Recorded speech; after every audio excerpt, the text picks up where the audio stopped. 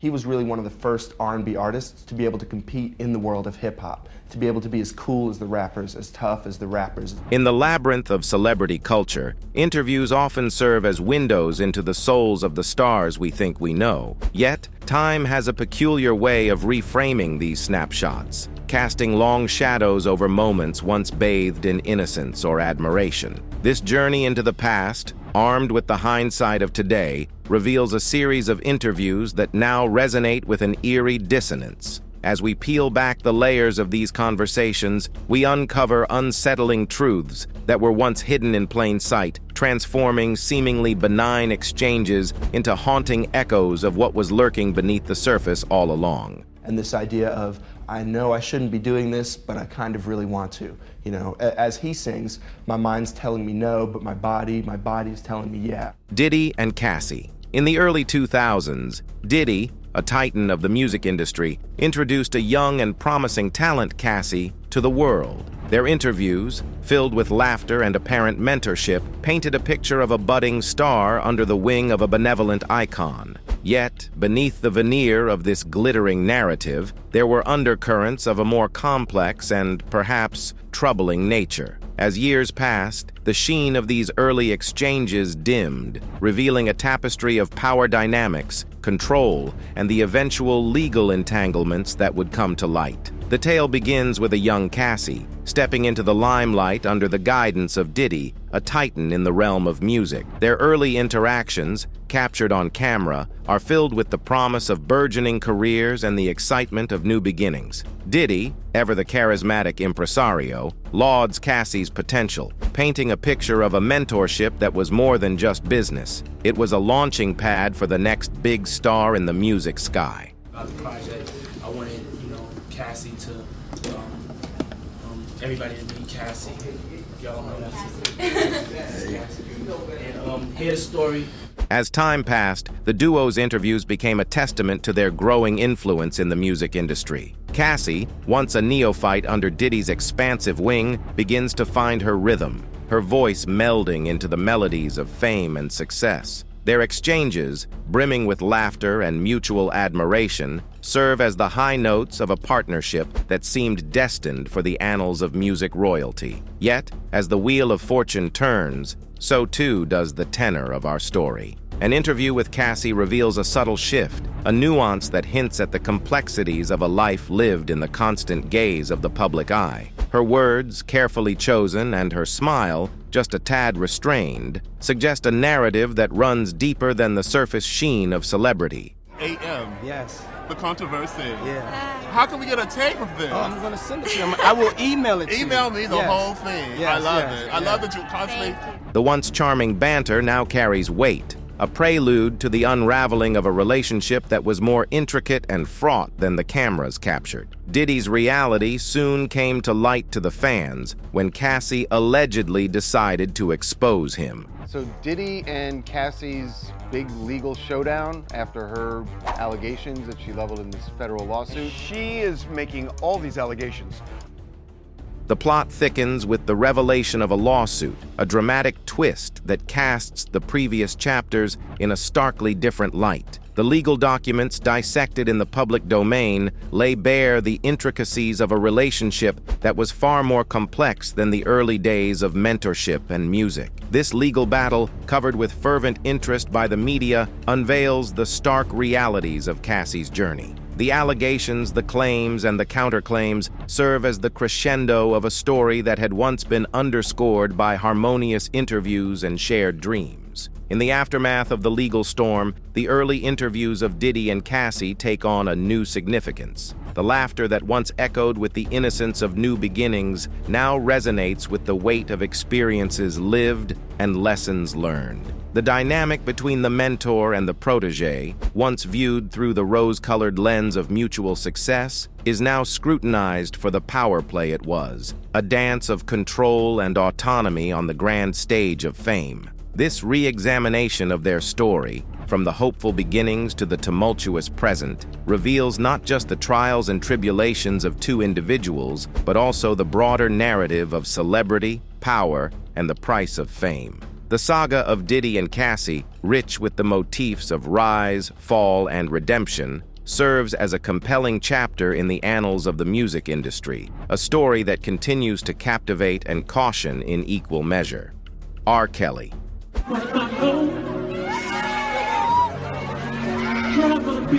R. Kelly's interviews, particularly the infamous moment when he was asked about his affinity for teenage girls, have become chilling landmarks in the public's perception of the R&B singer. At the time, his evasive answers and uncomfortable laughter might have been dismissed by some as mere eccentricities. R. Kelly's public engagements, particularly a series of interviews, have become focal points of scrutiny and disbelief. In one such interaction, his response to a straightforward question about his preferences for young women was not only evasive, but also tinged with an unsettling ambiguity. His laughter, meant to deflect, instead added a layer of discomfort to the exchange, casting a shadow over his persona. Another interview saw Kelly, confronted with allegations, resorting to theatrics that bordered on the surreal. His vehement denials, coupled with an emotional outburst, painted a picture of a man ensnared by his own narratives. These moments, once perhaps dismissed as mere eccentricities of a troubled artist, now resonate with a chilling significance in the context of the allegations against him. Amidst the swirling storm of accusations, R. Kelly's public performances took on a macabre undertone. In one such event, captured for posterity, Kelly's on-stage antics, ostensibly part of his act, now appear as a grotesque mimicry of the very allegations he faced. His interactions with audience members, particularly young women, during these performances, once seen as part of his flamboyant stage persona, are now viewed through a lens of skepticism and concern. The crescendo of R. Kelly's narrative is marked by a litany of allegations that span decades. Detailed investigations and reports have shed light on a pattern of behavior that is as disturbing as it is systemic. Young women, many in the nascent stages of their own careers, found themselves ensnared in a web woven by Kelly, predicated on promises of fame and mentorship. Do you like teenage girls? When you say teenage, how are we talking? The allegations, ranging from emotional manipulation to more severe charges, paint a grim portrait of a man who wielded his influence like a weapon. The testimonies of survivors, brave in their recounting, reveal a pattern of predatory behavior that was hidden in plain sight, masked by the veneer of Kelly's musical achievements. The unraveling of R. Kelly's empire is not just the tale of a man facing the consequences of his actions, but also a reflection of a broader cultural reckoning. The legal proceedings, punctuated by charges that span multiple jurisdictions, are a testament to the gravity and extent of his alleged transgressions. Each court appearance, each indictment, adds another layer to the tragic opera of his downfall. R. Kelly is not who they think, but it's who I know. The public's response, once divided between staunch support and vehement opposition, has coalesced into a broader discourse on accountability and the long overdue examination of figures once deemed untouchable. Robert Kelly might be interested in very young women. That's why Well, it that's of depends on interest. who's interested in that story. R. Kelly's case, dissected and discussed across platforms, serves as a watershed moment in the industry's history, prompting introspection and, in some quarters, a call for systemic change. In the aftermath of the revelations, R. Kelly's body of work, once celebrated for its contributions to the R&B genre, is now inextricably linked with the shadow of his alleged actions. The interviews and performances that once showcased his talent are now viewed through the prism of the pain and suffering reported by his accusers. For an older man to have with an underage girl, someone under 17, do you view that as an immoral thing, if they're in love? If they're in love, I really can't be the judge of that. As the legal saga continues to unfold, the legacy of R. Kelly remains a cautionary tale, a symphony of talent and transgression that continues to resonate with unsettling dissonance. Jussie Smollett.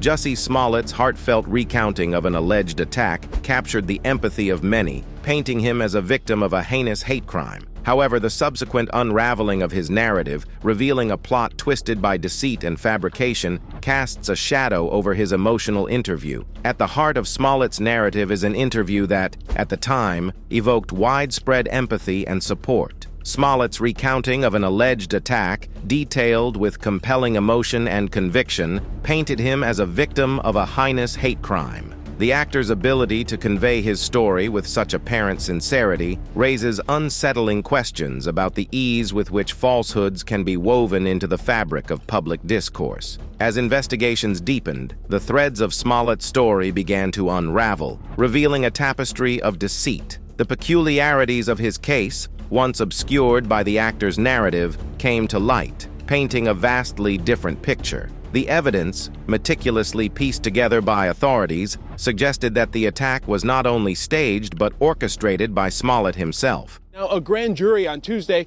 indicted Smollett on 6 counts of disorderly conduct. This revelation, confirmed by subsequent legal proceedings, cast Smollett's initial interview in a starkly different light. The earnestness that once garnered him sympathy now served as a testament to the complexities of human nature and the capacity for deception. The public's reaction to the unfolding drama was as varied as it was passionate. Some expressed outrage at the thought of Smollett exploiting serious issues for personal gain, while others grappled with the implications of his actions on broader social movements. The discourse extended beyond the confines of the courtroom, igniting debates on social media, news platforms, and even in the realm of comedy, where figures like Dave Chappelle used satire to comment on the absurdity of the situation. You see, Juicy Smouye is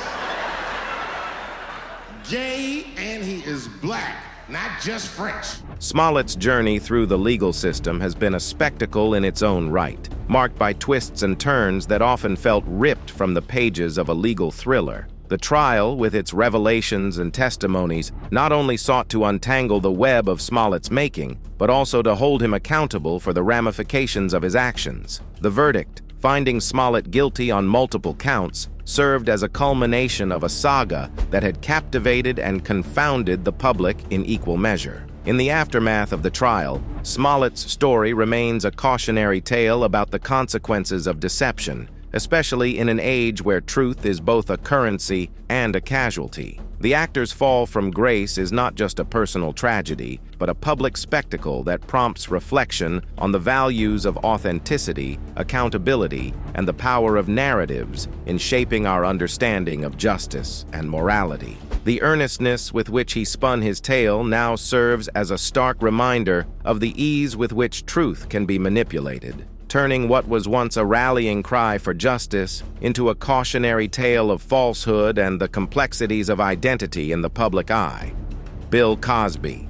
Bill Cosby, once America's beloved TV dad, sat through countless interviews, his demeanor exuding warmth and wisdom. Yet, as allegations surfaced and the veil of his public persona was torn away, these once endearing interactions took on a macabre tone. Bill Cosby, and he can't take his eyes off Sofia Vergara. The narrative surrounding Bill Cosby, once an emblem of familial warmth and comedic genius, has undergone a seismic shift, revealing a complex and darker underbelly of the man once dubbed America's dad. The unraveling of Cosby's image is not just the tale of a personal downfall, but a cultural reckoning that has forced a re-evaluation of the figures we idolize. Cosby's public persona was masterfully crafted through decades of television, stand-up comedy, and public appearances. His interviews, characterized by a blend of humor and wisdom, endeared him to millions. In one such interview, Cosby's demeanor and insightful commentary on social issues and family values cemented his status as a moral compass and a paternal figure in the collective American psyche. His ability to weave tales and life lessons, all while maintaining a grandfatherly charm, made his fall from grace all the more shocking. As allegations against Cosby began to surface and gain momentum, the stark contrast between the public figure and the private individual became increasingly apparent. Interviews that were once viewed with admiration took on a sinister hue, as viewers grappled with the cognitive dissonance of reconciling the beloved entertainer with the serious accusations leveled against him. The laughter that once echoed in living rooms across the country now seemed to mask a lament, a mourning for the loss of innocence and the betrayal of trust. You make me feel young again. You make me feel very, excited. The cascade of allegations against Cosby painted a harrowing picture of abuse and manipulation, starkly at odds with the wholesome image he had cultivated. The sheer number of accusers, each coming forward with their own stories of violation and deceit, created a tapestry of testimonies that was impossible to ignore. The accounts, marked by similarities in Cosby's modus operandi, revealed a pattern of behavior that spanned decades, hidden beneath the veneer of Cosby's celebrity and respectability. Cosby's downfall catalyzed a broader cultural reckoning, prompting society to question the way it elevates and venerates public figures. The realization that a man who had been a fixture in American homes and hearts could harbor such a dark side forced a reevaluation of the criteria by which heroes are judged and celebrated. The discourse extended beyond Cosby, touching on issues of power dynamics, celebrity worship, and the mechanisms that allow such behavior to go unchecked for so long. As Cosby faced legal battles, the court of public opinion was also in session, deliberating on the legacy of a man who had been a cultural icon. The guilty verdicts and subsequent legal ramifications were not just a condemnation of Cosby's actions, but also a statement on the accountability of those in positions of power. The stripping away of honors and accolades once bestowed upon Cosby served as a symbolic removal of the societal pedestal on which he had stood. In the aftermath of the trials and public discourse, Bill Cosby's legacy remains a dichotomy, a juxtaposition of groundbreaking achievements in entertainment and the arts against the backdrop of his criminal actions. The interviews and performances that once brought joy now serve as a reminder of the complex, often troubling nature of humanity and the masks that individuals can wear. Cosby's story is a cautionary tale, a narrative that continues to unfold, prompting introspection on the figures we admire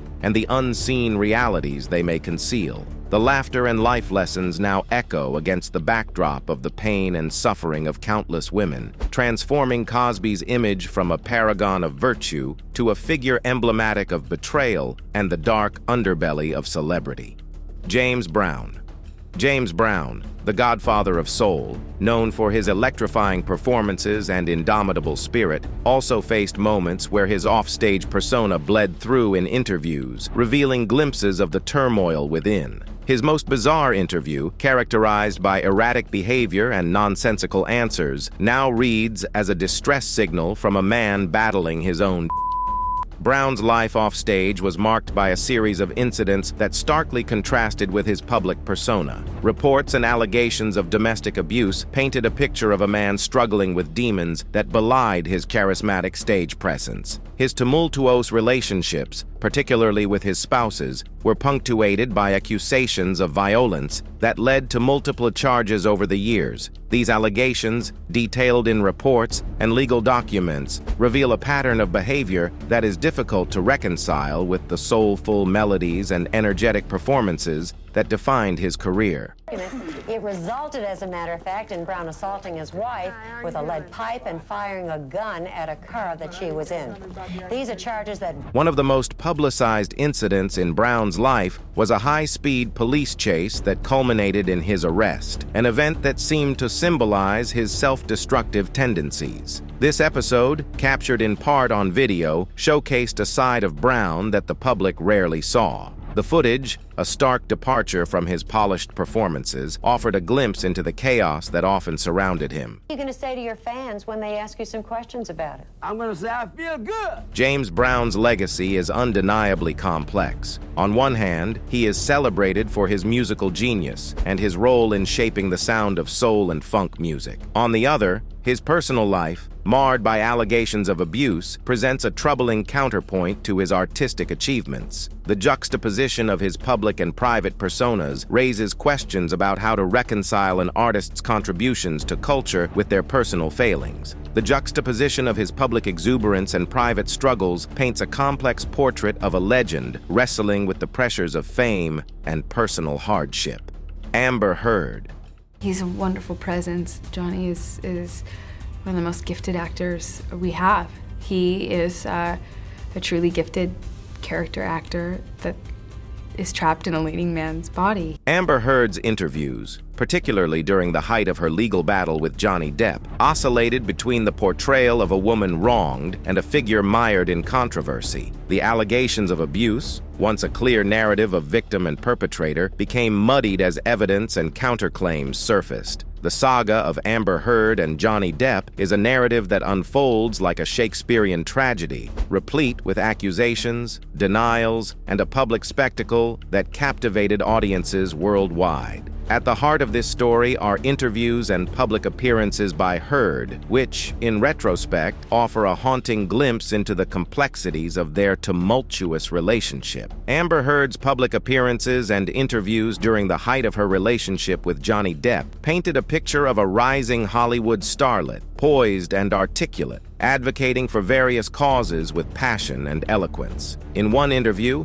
her demeanor and the conviction in her voice as she spoke on matters close to her heart were compelling, drawing in viewers and earning her public sympathy and support. Happens predominantly behind closed doors. Violence against women is an unseen thing. However, as the layers of their private life began to unravel, these public appearances took on a new dimension. Comments from the audience, like the one suggesting, "She probably beat Johnny Depp after this," which might have once been dismissed as mere internet trolling, began to resonate with a chilling prescience as allegations of abuse surfaced from both parties. The legal battles between Heard and Depp brought to light a convoluted narrative of mutual accusations of abuse. Heard's initial claims painted Depp as the aggressor, a narrative that was compellingly supported by her poised and measured public appearances. The world was presented with the image of Heard as a victim, a woman bravely standing up against domestic abuse and seeking justice. However, as the case progressed, a different story began to emerge. Evidence and testimonies presented in court painted a picture of a relationship where aggression and violence were not one-sided.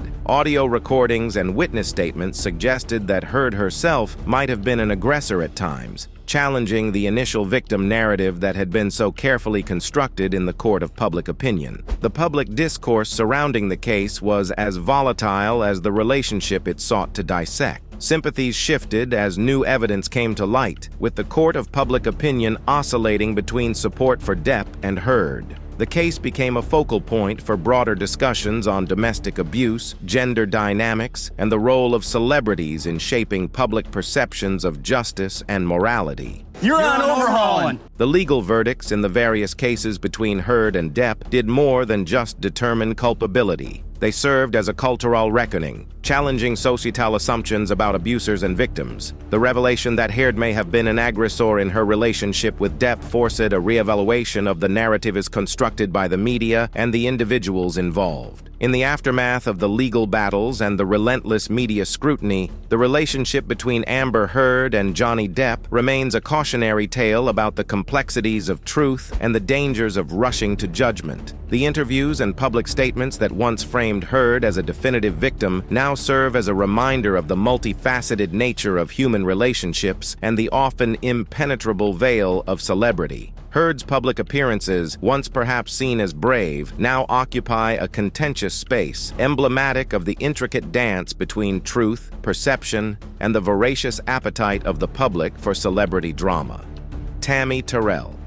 That's personal. Oh, well, figure. Tammy Terrell, with her angelic voice and tragic story, offered interviews that now serve as haunting reminders of the fragility behind the glamour of Motown. Her bright smile and hopeful words, juxtaposed with the knowledge of her private suffering and untimely death, imbue these moments with a profound sadness. In interviews, Tammy Terrell exuded a captivating charm and an infectious enthusiasm for life and music. Her smile, bright and unwavering, belied the profound struggles she faced behind the scenes. Terrell's collaborations with Marvin Gaye produced some of Motown's most memorable hits, capturing the spirit of an era and the joy of musical partnership. Yet, even as her star ascended, Terrell was silently battling a personal health crisis that would cut her promising career tragically short. Unknown to many at the time, Terrell was suffering from a malignant brain tumor, a diagnosis that cast a long shadow over her meteoric rise in the music industry. Her struggle with the illness was a stark contrast to the vibrant image she presented to the world. Interviews and performances became increasingly challenging as Terrell's health deteriorated, yet she continued to perform with a resilience that was as inspiring as it was heartrending. Tammy Terrell's story is not just one of untimely loss, but also of remarkable courage in the face of adversity. Her ability to convey joy and love through her music, even as she faced unimaginable personal challenges, is a testament to her indomitable spirit. Terrell's legacy lives on in her recordings, a bittersweet reminder of a bright life extinguished too soon, but also a celebration of the enduring power of art to uplift and inspire even in the darkest of times. The narrative of her life, marked by incredible talent and unimaginable challenges, is a testament to the human spirit's resilience and the often hidden struggles of those in the spotlight. Biggie. The narrative of Biggie Smalls, also known as, is a poignant tale of prophetic talent intertwined with the ominous shadows of fate. His story, set against the backdrop of the East Coast-West Coast hip-hop rivalry, is a compelling saga of artistry, foresight, and a life cut tragically short. Biggie Smalls, a titan of hip-hop, known for his lyrical prowess and prophetic insights, gave interviews that now read as eerie premonitions of his fate. His discussions about the dangers of street life and the rap industry were not mere reflections, but forewarnings of the violence that would ultimately claim his life. Biggie's interviews and lyrics often hinted at a deep awareness of the volatile world he inhabited. His words, delivered with a blend of raw honesty and lyrical prowess, painted vivid pictures of the streets of Brooklyn, the complexities of fame, and the ever-present specter of mortality. In one interview, his reflections on life and death revealed a man who, despite his youth, pondered the legacy he would leave behind. This introspection, coupled with his storytelling ability, made Biggie's music resonate with a sense of foreboding and authenticity. Biggie's narrative took a chilling turn with his untimely death, an event that seemed to fulfill the very prophecies laid out in his music. His tracks, rife with tales of danger and the specter of death lurking around every corner, became hauntingly prescient in the wake of his murder. The world was left to grapple with the loss of a luminary who not only predicted his own demise, but also left behind a body of work that continues to be celebrated for its depth and insight. In the aftermath of Biggie's death, his interviews and music have taken on a new dimension, serving as a testament to his genius and the indelible mark he left on the world of hip-hop. His ability to articulate the complexities of his existence, coupled the wisdom and foreboding in his words, once perhaps seen as part of his persona, now resonate with chilling accuracy, highlighting the intersection of art, reality, and the sometimes fatal costs of fame. The eerie quality of hindsight leaves us with more than just a sense of unease. It invites a deeper contemplation of the narratives we consume and the figures we idolize. These interviews, once mere moments in time, now stand as monuments to the complexities of human nature and the unforeseen shadows cast by the passage of time. In the end, they remind us that the truth is often stranger and more intricate than fiction, woven into the tapestry of public life, waiting to be unraveled by the curious and the cautious alike. That's it for today, guys. Thanks for watching.